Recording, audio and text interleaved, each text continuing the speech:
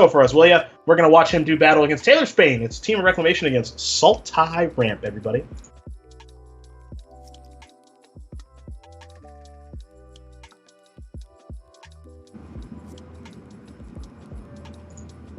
These players are going to take a look at their opening hands. It's going to be a overgrown tomb to start things off. Steam Vents the draw here for Corey.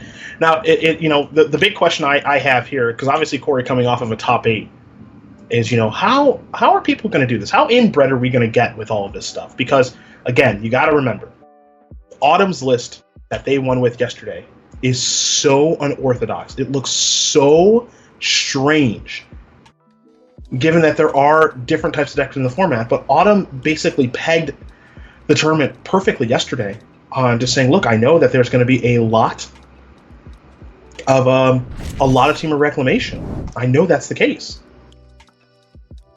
And does Corey feel the same way? Because you see that Corey, Wilderness Reclamation over there, Negate was main deck to counter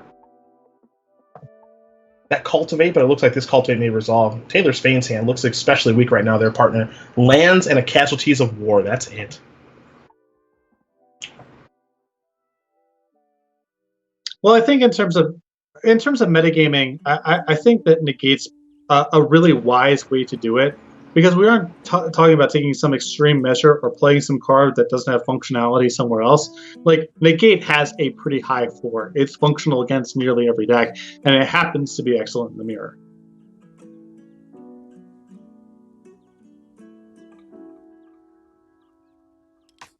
Well, we're going to try to resolve the casualties, aren't we?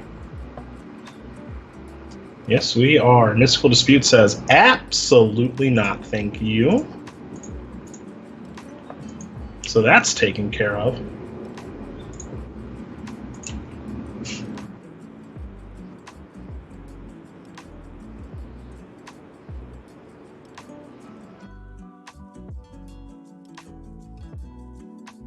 Okay.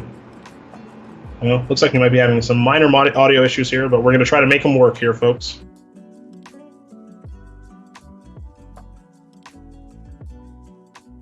I'm getting a lot of music in my headset right now to Director Rob. Going to let him know that. Uro is the draw here for Taylor. So he's going to cast that.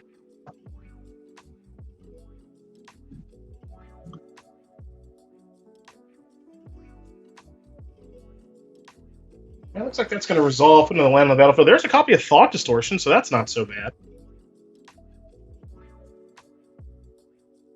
Still just pretty far behind in terms of raw resources, but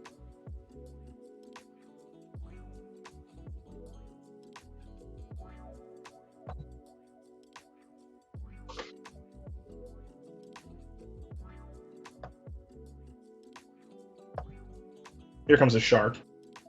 In for 6.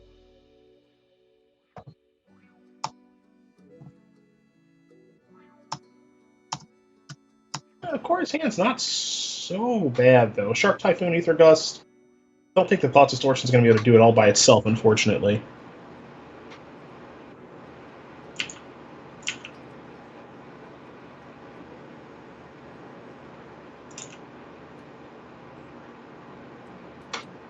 Looks like Fabled Passage may be the land for the turn.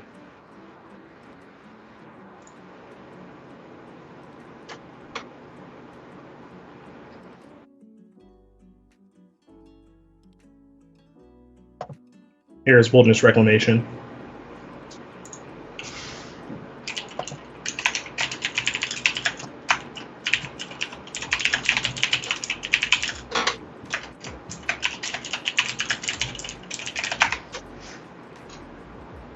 Reclamation's in there. Again, Typhoon, Gust, Explosion, Steam Vents against a pretty weak hand right now for Taylor Spain. Yeah, flooding out pretty badly.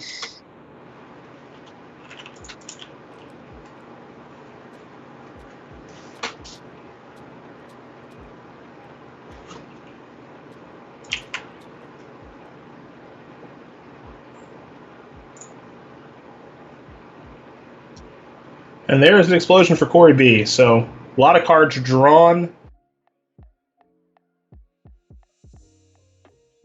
Gonna cycle Triumph. Of course, got to discard a couple of cards. I don't know. This isn't all bad, right? Because there's a Thought Distortion there. So there's Nissa, and Corey is not. Well, he's not Gust, so he's not tapped out. Now, the question is Taylor going to try to resolve? Is Taylor going to try to go like Nissa plus Thought Distortion, or is he just going to go, you know what, I'm just going to play Thought Distortion now and I should be good? I mean, it's still. I suspect you kind of have to try to shoot the boon here a little bit. Because you have to be able to beat the leftovers, too. It's not just about what's going on right now. Here's Growth Spiral. Put a land on the battlefield, yes.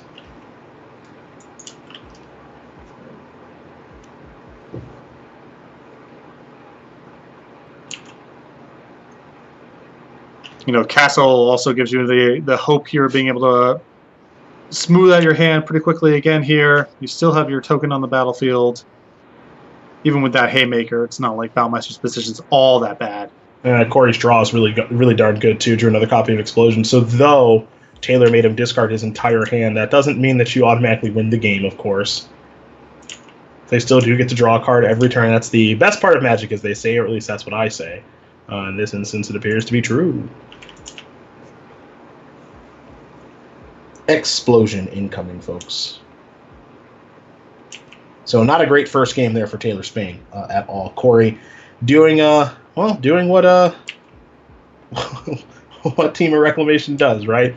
Overpowering the opponent, drawing a lot of cards and dealing a lot of damage. This is your best deck for a reason. Go ahead, partner. Even getting to your good top end is not necessarily going to be good enough if you don't do anything to bridge along the way. Yep. And Spain just took way too long for them to start making substantive plays, and even resolving your good sixes is not going to be good enough against that sort of backdrop. Baumeister is just under no pressure there. He has Castle of Antris and Wilderness Reclamation to eventually find another Haymaker, and that's going to close the game out. And close the game it does. So, Corey Baumeister up 1. Remember, top 8 at 2 of these championship qualifiers. Top 8 at the one that we had yesterday as well. Now these players are going to go to their sideboards. Corey's looking at Spectral Sailor, a card I know that Autumn has been pretty fond of for a while. Looks like we saw a copy of Narset's Reversal come in, and that's how inbred things are right now with this format. Insofar as people are going, you know what, maybe I go to Narset's Reversal. Not a card that's good in a lot of matchups, but it is very, very good in the mirror and can be good in a matchup like this. So we're getting into ourselves into a little bit of unique territory, folks. 4 copies of Thought Distortion. I mean, that's what this deck is trying to ramp to first and foremost, right? It's just you resolve that, and then everything else should be smooth sailing. Look, it's a game plan. Is it a great game plan? That's hard to say, but it is a game plan. I mean, that Sultai ramp list is really assuming there's not going to be a whole lot of aggressive decks floating around, which is, again, maybe that's the right metagame call. Maybe that's the way you sort of angle shoot a tournament like this, but that's just a lot of 6-mana cards that don't even impact the board very much, if at all, against aggressive strategies. Yeah, I mean, I'm with you. Like, I like what you said there, assuming that the metagame is going to be a certain way, which I think you just kind of have to do, right? I don't think you really have much of a choice. Well, if you're not going to play the best deck, then you got to have some rationale for doing what you're doing. Absolutely. I totally agree. If that rationale is, listen, I really don't think there's going to be a whole lot of aggressive decks, or they're not good enough. People are going to play them, but they're not going to be part of the tournament by round 4. And if I'm happy with my Team of Reclamation matchup, then great. Like, that's a fine justification for building the deck that way, for playing that sort of strategy. Totally agree with you.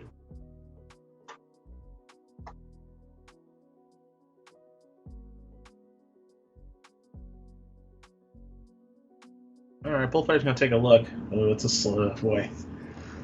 I don't know. Taylor, do you keep this one? I mean, you're a little short on lands. I guess if you can, your negates are probably pretty good. You hope to draw a land for Uro, and maybe that bridges the gap. I think that's probably what you're hoping for here. Being tight on mana for this sort of deck is really problematic, though. All your cards are expensive, but you're trying to I think this keep is reasonable. I think this is all you can really do.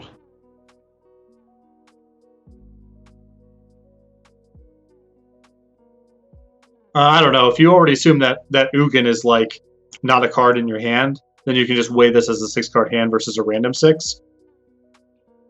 I don't know. It's close. Mystical Dispute the draw.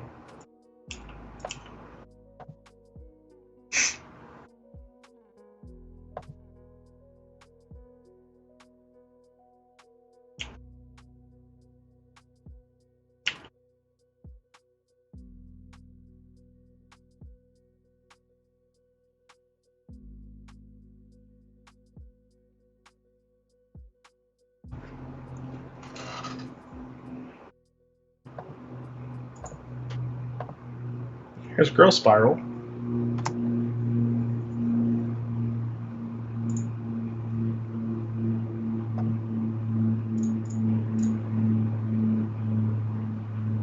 I mean, this is pretty not great here that I would say that Spain has drawn fairly well for what the hand was like and is still in some pretty serious trouble.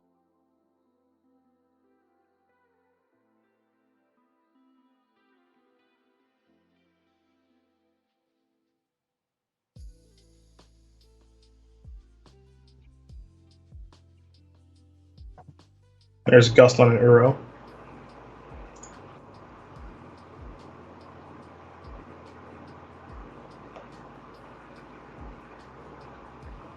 Interesting. Don't mind Taylor's situation here. Overgrown Tomb is land number 5. I'm going to play it untapped to be able to cast Negate. Still has those 2 negates in hand. Has hit the land drops pretty well. Has a Hydroid Crisis to kind of bridge the gap too. This isn't a terrible spot for Taylor, I don't think. No, again, Taylor's draws have been pretty cooperative here. Needed a lot of mana here to get functional, but now we're there. And now, you might be able to just let it rip with Thought Distortion. Maybe, as you're mentioning, a tiny Crisis and hold up Negate. Like, these are all good lines. Yeah, I don't mind this stuff. I mean, obviously underneath no pressure too. So, I think on the whole, I think I like the positioning. So, yeah, just need a lot of mana to come together. But now we're here, and now you're going to see a lot of these very good cards for the matchup get deployed. Yep.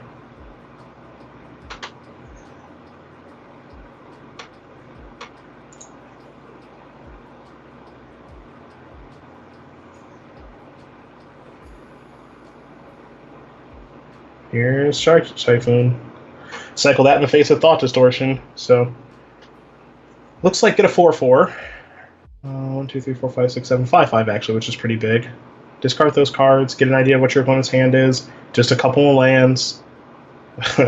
Ether Gust isn't a bad draw. That's the that's the problem with the Thought Distortion plan, at least in my estimation.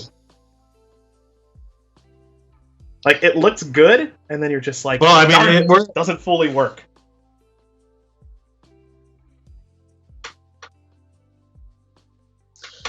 I mean, this is against an opponent who had nothing going on, too, It's like, I know. That's as good as it's going to get. I know. Yeah, I like Corey's play here, which is, just blast zone that away. There's no reason to cast your Gust, drew another land, and then you're obviously relying on this Gust to take you home, but I think it might be able to do that.